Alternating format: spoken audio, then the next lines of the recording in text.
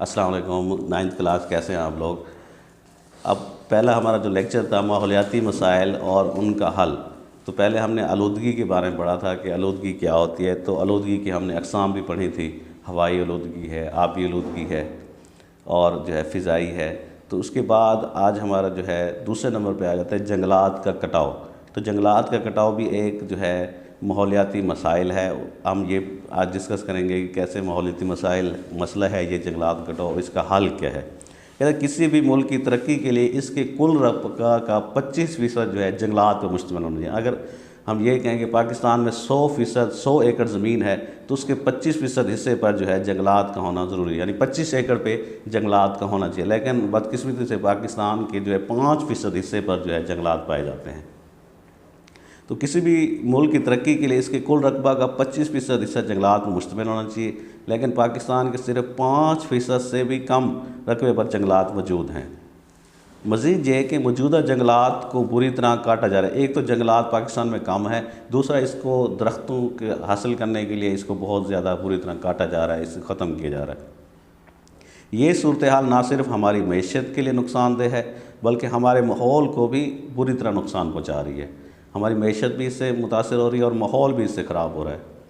جنگلات پورا عرض پر آکسیجن مہیا کرنے کا ذریعہ ہے. جو ہم سانس لیتے ہیں، انسان ہیں، جانور جو سانس لیتے ہیں، آکسیجن حاصل کر رہے ہیں، وہ درختوں سے ہی حاصل کر رہے ہیں. اگر درخت نہیں ہوگے تو ہم سانس کیسے لیں گے؟ تو آکسیجن جو ہے یہ کم ہو رہی ہے. واحد ذریعہ جو ہے ہمارا یہی ہے. ان کی بے دریغ کٹائی سے بہت زیادہ جو ہے اسے کٹائی جو ہم کر رہے ہیں درختوں کی سے آکسیجن کی پیداوار کم ہو رہی ہے. آکسیجن بہت کم ہو رہی ہے ماحول میں. اور اس کے علاوہ فضا میں نقصان دہ گیسیں ہیں، مثلا کاربن ڈائی آکسائڈ کی مقدار میں کافی اضافہ ہو رہا ہے. تو ایک تو آکسیجن تو کارآمد جو مفید جو ہے گیس ہے، جو ہمارے لیے اور جانوروں کے لیے مفید ہے، جبکہ جو نقصان دہ گیسیں ہیں جو کاربن ڈائی آکسائڈ ہے، تو آکسیجن کی مقدار جب زیادہ ہوتی ہے تو کاربن ڈائی آکسائڈ کم ہو جاتی ہے فضا میں. تو اس طرح جب آکسیجن کم ہوتی جائے گی درختوں کے کاٹنے سے، تو فضا میں کاربن ڈائی آکسائڈ کی مقدار میں اضافہ ہو رہا ہے، جس سے ماحول خراب ہو رہا ہے. بلکہ زمین کے درجہ حرارت میں بھی اضافہ دیکھنے میں ہے. تو اس سے کیا ہو رہا ہے کہ جو آکسیجن کم ہو رہی ہے، کاربن ڈائی آکسائڈ زیادہ ہو رہی ہے، تو اس میں درجہ حرارت میں بھی بہت زیادہ اضافہ دیکھنے میں آ رہا ہے. تو گرمی بہت زیادہ ہو رہی ہے، تو یہ بھی دیکھنے میں آیا ہے. یہی وجہ ہے کہ موسمیاتی تبدیلیاں ہو رہی ہیں. مثلا بارشوں میں کمی یا زیادتی، کبھی بارشیں کم ہوتی ہیں، کبھی زیادہ ہوتی ہیں. تو یہ بھی جو ہے موسمیاتی تبدیلی کا اثر ہے. اس کے بعد سیلاب کا آنا اور بارشوں کے وقت میں تبدیلی وغیرہ. جیسے ہم کہتے ہیں جون جولائی میں بارشیں ہوتی ہیں، لیکن اس میں وہ بارشیں نہیں ہوتی. جس مہینوں میں ہم کہتے ہیں کہ بارشیں ہوں گی وہ نہیں ہوتی. تو بارشوں کے ٹائمنگ میں بھی چینجنگ ہو رہی ہے. تو یہ بھی آکسیجن کی کمی سے اور جنگلات کے کٹاؤ کی وجہ سے. سیلاب آ رہے ہیں، اس کی یہ بھی وجہ ہے. اور جس سے ہمارا زراعت کا شعبہ بری طرح سے متاثر ہو رہا ہے. سیلاب آ جائے تو کھڑی فصلیں تباہ ہو جاتی ہیں، بارشیں نہ آئیں تو فصلیں سوکھ جاتی ہیں، پانی کی کمی ہو جاتی ہے. تو یہ بھی جو ہے ہماری زراعت بھی اس سے جنگلات کی کٹاؤ سے متاثر ہو رہی ہے. ان سب کی بڑی وجہ جنگلات کی کٹائی ہے. لہٰذا ہماری یہ کوشش ہونی چاہیے کہ نہ صرف موجودہ درختوں کی حفاظت کریں، جو ہمارے پاس درخت موجود ہیں اس کی تو ہم حفاظت کریں، اس کا تو کٹاؤ نہ کریں، اور نہیں لگا سکتے تو اس کی تو حفاظت کریں، بلکہ مزید جنگلات لگائے جائیں تاکہ ماحولیاتی تبدیلیوں سے بچا جا سکے. جو ملک چاہتا ہے کہ ماحولیاتی تبدیلیوں سے جو ہے ہم بچ سکیں تو اسے چاہیے کہ زیادہ سے زیادہ درخت لگائے. جنگلات کی کٹائی سے جنگلی حیات کو بھی نقصان ہو رہا ہے. اب جو جنگل میں جانور ہیں، حیات پرندے ہیں، جانور ہیں، ان کو بھی نقصان ہوتا ہے. جب جنگل میں درخت ہی نہیں رہیں گے تو وہ جنگلی حیات کیسے رہیں گی؟ اور ان کی قدرتی قیام گاہیں کے خاتمے سے ان کی کئی اقسام ختم ہوتی جا رہی ہیں. جب جنگلات ان کی قدرتی رہنے کی جگہ ہے، جب وہی نہیں ہوگی تو یہ جانور بھی ختم ہو جائیں گے. تو یہ جنگلات کا کٹاؤ جو ہے ہماری زراعت کو بھی نقصان پہنچا رہا ہے، ہماری معیشت کو. اس سے ہمارے ماحول بھی خراب ہو رہا ہے، آکسیجن کم ہو رہی ہے، کاربن ڈائی آکسائڈ زیادہ ہو رہی ہے. ریفورسٹیشن سے مراد کٹے ہوئے جنگلات کی جگہ پر نئے جنگلات لگانا ہے. ریفورسٹیشن ایک لفظ استعمال ہوا ہے. اس کا مطلب ہوتا ہے کہ جنگلات جو کٹ گئے ہیں ان کی جگہ ہم نئے پودے لگا دی جائیں، تو اسے ہم ریفورسٹیشن کہتے ہیں. تو یہ بھی مجھ سے سوال میں آ سکتا ہے. اس طرح زمین کا صحرا میں تبدیل کرنا، ڈیزرٹیفیکیشن اسے کہتے ہیں. ڈیزرٹ کہتے ہیں صحرا کو، ڈیزرٹیفیکیشن کہتے ہیں زمین کا صحرا میں تبدیل ہونا. یعنی جو قابل کاشت زمین ہے وہ صحرا میں تبدیل ہو جائے، یعنی اس کے اوپر کوئی چیز اگائی نہ جا سکے. انسانی سرگرمیوں، جانوروں کا چرنا، جنگلات سے درختوں کا کٹاؤ اور اپنی ضروریات کے لیے زمین میں بار بار ایک ہی فصل اگانا یہ سب مل کر زمین بنجر بناتے ہیں۔ تو یہ عوامل ہیں، انسان کی جو سرگرمی ہے، کام ہے، جانور جو چرتے ہیں، جنگلات سے درختوں کو کٹاؤ کر رہے ہیں ہم، اور اپنی ضروریات کے لیے زمین میں بار بار جو ہم کاشت کرتے ہیں، تو یہ بھی جو ہے زمین کو بنجر بنانے کا ذریعہ ہے۔ اس سے زمین کی زرخیزی قائم نہیں رہتی اور وہ ناقابل کاشت ہو جاتی ہے، وہ کاشت کے قابل نہیں ہو جاتی۔ اس سارے عمل کو جس میں ہم زمین کو ناکارہ بناتے ہیں، زمین کا صحرا میں تبدیل ہونے کے رہتا ہے، یعنی جو زمین ناکارہ ہو جاتی ہے تو وہ صحرا میں تبدیل ہو جاتی ہے۔ اس زمین کا صحرا میں تبدیل ہونا ڈیزرٹیفیکیشن کہلاتا ہے۔ اللہ تعالیٰ نے پاکستان کو زرخیز زمین کی دولت سے نوازا ہے۔ پاکستان کے پاس بہت زمین قابل کاشت ہے اور زرخیز زمین ہے، یہ زرخیز زمین کی دولت سے نوازا ہے دوسرے ملکوں کی نسبت، لیکن پانی کی کمی اس سونا اگلتی زمین کو صحرا میں تبدیل کر رہی ہے۔ جو پانی کی کمی ہے، بارشوں کی کمی ہے، تو اس وجہ سے جو ہے پاکستان کی جو زمین ہے سونا اگلنے والی ہے، تو یہ صحرا میں تبدیل ہو رہی ہے۔ جن کی چند اہم وجوہات ہیں کہ جو زمین کا صحرا میں تبدیل ہو رہے ہیں، ان کی چند ایک وجوہات ہیں، اس کا ہم دیکھتے ہیں آج۔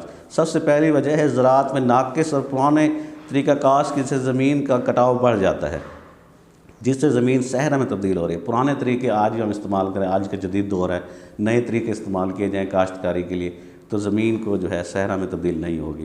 اگر زمین کے مالک ایک ہی ٹکڑے پر بار بار فصل اگائی جائے تو اگر زمین کے ایک ہی ٹکڑے پر بار بار فصل اگائی جائے تو زمین کی زرخیزی بھی کم ہو جاتی ہے۔ ایک سال میں ہم 6 مہینے اگاتے ہیں، پھر 6 مہینے اگاتے ہیں، تو ایک آدھ 6 مہینے اگر ہم نہ اگائیں، زمین کو ہم ایسے ہی پڑا رہنے دیں، تو زمین کی زرخیزی بڑھ جائے گی۔ تو یہ بھی ایک طریقہ ہے۔ تو اگر ہم بار بار اس سے فصل اگائیں گے تو اس کی زرخیزی کم ہو جائے گی، اس کی فی ایکڑ پیداوار میں کمی ہو جائے گی۔ کچھ سالوں بعد یہ زمین جو ہے ناکارہ ہو کر صحرا بن جاتی ہے، صحرا میں تبدیل ہو جائے گی۔ نہری نظام جو ہے آبپاشی میں کافی پانی کا ضیاع ہو رہا ہے۔ نہروں سے ہم جو پانی لگاتے ہیں کھیتوں کو، تو اس سے بھی پانی ضائع ہو رہا ہے۔ زیادہ صنعتوں کے قیام سے بھی پانی کی ضروریات میں اضافہ ہو رہا ہے، اور جس سے زمینوں کو سیراب کرنے کے لیے پانی کی قلت پیدا ہو رہی ہے۔ تو یہ بھی ایک جو ہے وجوہات ہیں جس سے جو ہے زمین جو ہے صحرا میں تبدیل ہو رہی ہے۔ اس کے بعد ہے سیم اور تھور، یہ دو چیزیں ہیں، سیم اور تھور، اس کے بارے میں ہم پڑھتے ہیں۔ پاکستان ایک زرعی ملک ہے اور ہماری زراعت کا زیادہ تر انحصار نہری آبپاشی پر ہے، یعنی نہروں سے ہم جو پانی لگاتے ہیں اسے نہری آبپاشی کہتے ہیں۔ جہاں ایک طرف نہری نظام کی وجہ سے ہماری زراعت ترقی کر رہی ہے اور زرعی پیداوار میں اضافہ ہو رہا ہے، وہاں نہری آبپاشی کے نظام کی وجہ سے ہماری زمینیں متاثر بھی ہو رہی ہیں۔ نہری پانی کی وجہ سے زیر زمین پانی کی سطح میں اضافہ ہو رہا ہے۔ تو یہ اگر ہم ٹیوب ویل اور کنویں لگائیں تو زمین سے پانی لگا سکتے ہیں کھیتوں کو، تو وہ نہیں لگایا جا رہا، نہروں سے لگا رہے ہیں، تو زمین کی سطح اضافہ ہو رہا ہے۔ اس وجہ جب کسی علاقے میں پانی کی سطح 5.1 میٹر تک رہ جاتی ہے تو زمین میں موجود نمکیات پانی کے ساتھ سطح زمین پر آ جاتے ہیں۔ تو سطح زمین کے اگر ہم نیچے چلے جائیں 5 فٹ جو ہے اس سے بھی اوپر پانی آ جائے تو اس میں جو ہے نمکیات آ جاتے ہیں، سطح زمین پر آ جاتے ہیں، اور پانی بخارات بن کر اٹھ جاتا ہے اور نمکیات سطح زمین پر رہ جاتے ہیں۔ تو اس طرح سے جو ہے زمین کے جو ہے خراب ہو جاتے ہیں۔ اس کے نتیجے میں جو ہے زمین جو ہے قابل کاشت نہیں رہتی اور بنجر ہو جاتے ہیں۔ اس صورتحال کو تھور کا نام دیا گیا ہے، یعنی کہ جو پانی جو ہے زمین کا اوپر آ جائے اور پانی جو ہے بخارات بن کے اٹھ جائے، جو نمکیات ہیں وہ زمین کے اوپر آ جائیں، تو اسے تھور کا نام دیا گیا ہے اس صورتحال کو۔ سیم و تھور والی زمینوں میں سوڈیم اور حل پذیر نمکیات دونوں کی مقدار بڑھ جاتی ہے۔ دو چیزیں ہیں، ایک تو ہے سوڈیم ہے، وہ بھی نمک ہے، اور حل پذیر نمکیات دونوں مقدار بڑھ جاتی ہے۔ یہ حالت کلر کہلاتی ہے، اس کو ہم کلر کہتے ہیں۔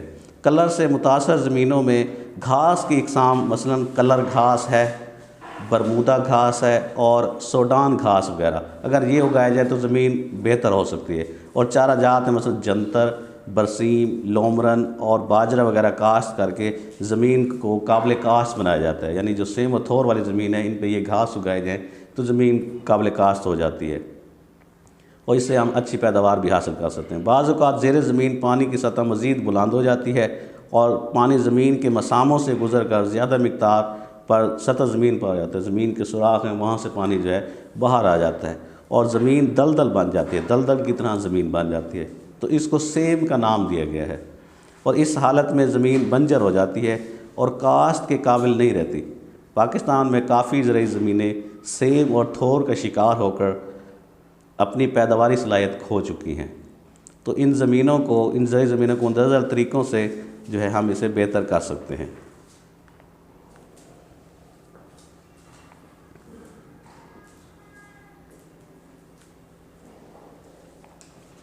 تھور کا شکار زمینوں پر کلر گھاس لگائی جائے، جو تھور کا شکار جو زمینیں ہیں کلر گھاس لگائی جس سے زمین کو قابل کاشت بنایا جا سکتا ہے۔ اسی طرح دوسرا ہے پاکستان میں نہری پانی کے ضیاع کو روکنے اور اس سیم سے بچانے کے لیے کھالوں، راجباہوں اور نہروں کو پختہ کیا جائے، نہروں کو پختہ کیا جائے تاکہ زمینوں کو پانی لگایا جا سکے، اور بھل صفائی کے ساتھ ساتھ کھالوں اور نہروں کو پختہ کرنے کے پروگرام بھی شروع کیا ہے۔ بھل صفائی کہتے ہیں جو نہروں کو جو ہے کھدائی کی جاتی ہے، اس میں سے مٹی ہٹائی جاتی ہے، گہرا کیا جاتا ہے، تو اسے بھل صفائی کہتے ہیں۔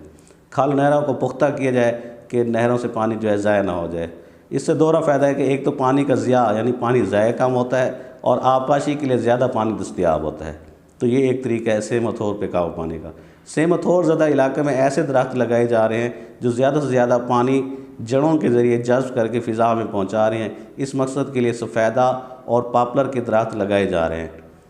تو یہ جو تھا ہمارا آج کا لیکچر، تو امید ہے کہ آپ کو سمجھ آئے گی۔